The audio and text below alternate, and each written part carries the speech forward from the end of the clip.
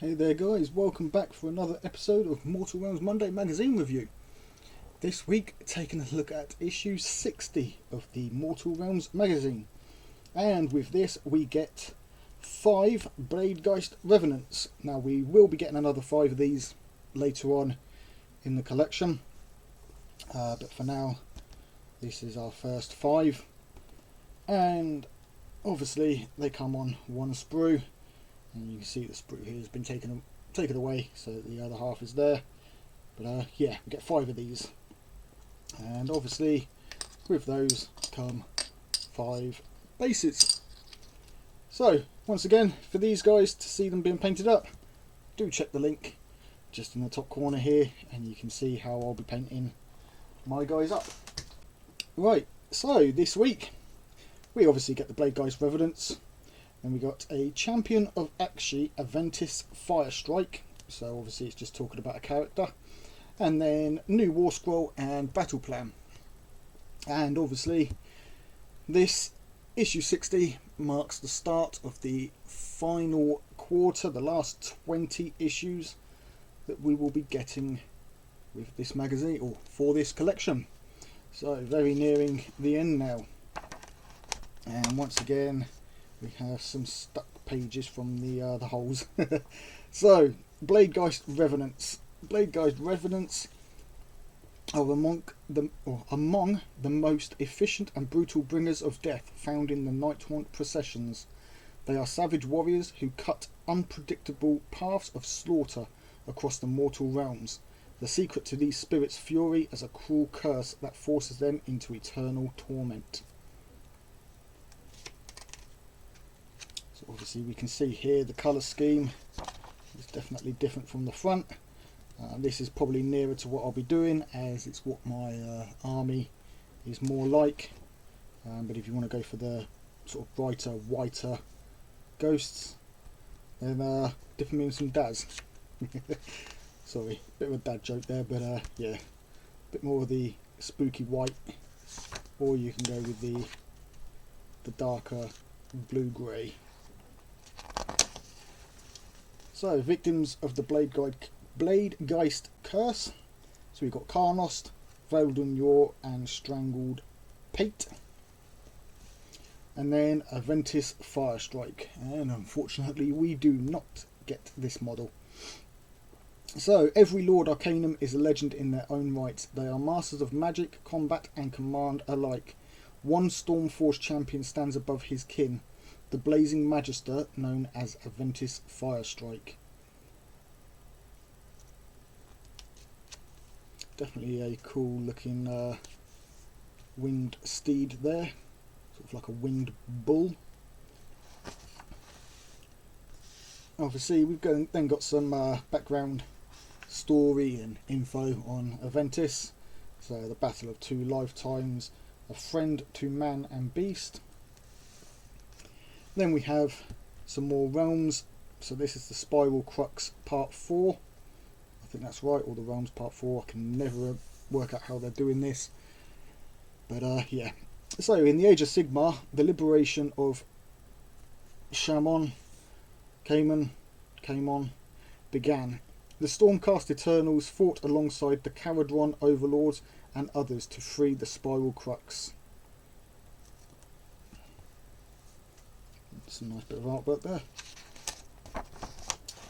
And obviously a little bit more background stuff on the Spiral Crux, obviously going through different events and stuff within that, and pages falling out. Then we've got how to build the Bladegeist Revenants. So we've got a number of heads here, 5 heads. So, but it does say any head can be attached to any body, so you can make a little combination. Make them a little bit more unique, especially when we get the other 5. Obviously if you change the heads about a bit, then you shouldn't end up with 2 that look too similar. Right, so as far as I can tell, they're pretty simple. They're not push fit, they are glue fit. You've got the optional heads, choose whatever you want, and then by the looks of this you've got 2 body pieces and then a third one, so 3 pieces. We've got 1, 2 here, and then third piece there, I think that is. and a 4th piece. So yeah, 3 or 4 pieces per guy is what we're looking at, and like I said, we've got 5 of them. There's no special leader or anything in this unit. I'm assuming they will have one, but that may be in the next issue when we get the other 5. But for now, from the looks of it, we're just making up 5 basic Revenants. Then obviously we've got how to paint them.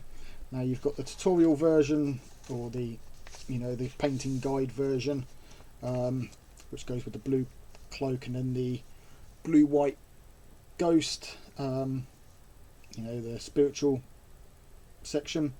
Check out my video if you want to see the darker section, or the darker way of painting them. And then obviously you've got some of the extra bits that you can do, rust and oxide weathering, and all the extra bits to make your models stand out that little bit more. And then we've got the Warscroll for them. So we are pretty much getting Warscroll in the same issue as we are with the models now. I think they're pretty much caught up with the ones where we weren't getting the Warscrolls but we're getting models, and obviously they've caught up with them.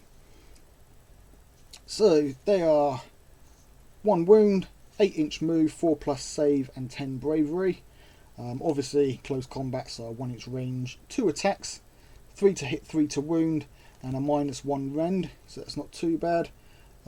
Abilities, they are ethereal, so they ignore modifiers, positive and negative, when making save rolls for attacks that target this unit. So obviously they're going to save on a 4 and there's no modifier in it either way. I'm assuming that's what that means. And then obviously on the back here we've got the abilities, a little way of how to use them and get the most out of combat with them. Now obviously this is showing them as 5. They can go in units of 5, and I believe they can go up to 20. It may be only 10. I don't think it says here. They are fly. I don't think it ever says on the Warscrolls how many can go in a unit, which is a shame. But oh no, a unit of Bladegeist Revenants has any number of models. So does that mean you can go unlimited with them? Just have an entire 1 unit of 1,000 Bladegeist. That would be pretty funny to throw on the battlefield. But yeah, so any number by the sounds of it. So I'd probably run these in 10s to 20s though.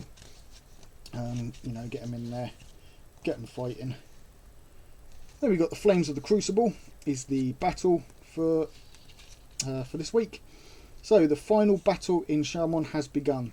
The Night Haunts have claimed their Shamanite and discovered an ancient realm gate leading to Akshi, the realm of fire. In a desperate attempt to stop them, the Stormcast Eternals have mustered their armies for war on the realm gate's outskirts. Epic battles rage across the Sigurn as Sigmar's chosen warriors face armies of vengeful spirits. So for the Stormcast Eternals, this is showing the forces here that are at war with the Night Haunts in this area. And the battle is the Gates of Fire, and this uses map 1, 2 and 3. Now the territory setup is a little bit weird. I've not seen a layout like this before. So for the centre we're going 6 inches in, and then a diagonal from that 6-inch point down to the long corner edge, which means obviously units, you're not going to get too many units down here. They are going to be more bulked up towards the centre. So here we go. So this is why we have these. So this, I'm assuming, is pretty much all the models that we've had so far, and we now get to make up our own armies. So for the Night Haunts, we get 2 choices from the Night Haunt Heroes list, 6 choices from the Night Haunt Troops list. Any unit with a star next to it takes up 2 choices. So for example, we can go with a Lord Arcanum on Celestial Draco line, and because he has the star, we won't be able to take another hero. Or we could do something like a Lord Ordinator and a Lord Relictor. So obviously, because they don't have stars, we can have 2 of them. And then the same on the troops.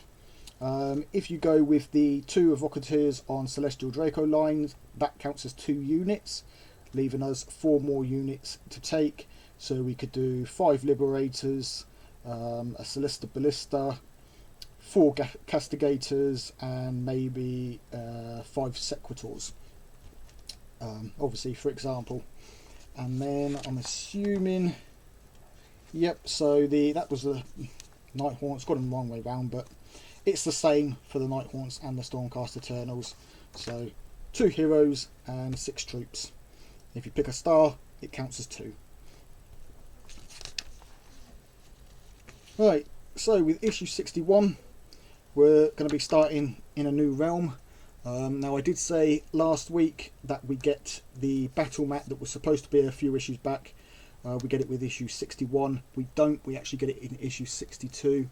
So we'll have to have a look next week and see if that causes a problem with the battle plan for next week's battle. Hopefully, we'll just be using the one mat and we can substitute one of the other mats for that. But yeah, there we go. So obviously, issue 61 next week. We enter the realm of fire, and we get the Sigmarite altar and bridges, along with the 2 fire sconces on the pillars there. And issue 62, bit of a disappointment for me with this issue, or with that issue. We get another set of the skulls, and I think I still have about 95% of the ones that we got many issues back. I'm just not using them too much. They do show in that issue on how to make objective markers using those skulls, so maybe able to use some of them up. But yeah, for me, I think personally, another unit of Night Haunt, sorry, not Night Haunt, obviously Night Haunt is the whole units. The little ghosty boys, can't remember the name, mine's gone blank. But yeah, the little ghosty boys. I think another unit of them would have been better to have 3. I know they'll have the name here. So Chain Rasps, that's the one. I think another unit of Chain Rasps would have been better with issue 62. Obviously, I know a lot of people will be saying no to that because they would have bought multiple issues of the first issue. But from a magazine standpoint, you know, publishing it, assuming everybody got 1 issue of everything, then yeah, I think issue 62 should have had some more of those instead. But obviously, that is what it is. Anyway, that does bring us to the end of today's episode. Sorry for rattling on a little bit there. Once again, thank you for joining me. As always, it's much appreciated. If you are new to the channel and newly subscribed, then welcome in. Thank you for your support of subscribing. If you're not yet subscribed, hit that subscribe button. If you enjoyed the video, hit that like button. And until next time, guys, take it easy and keep painting those minis.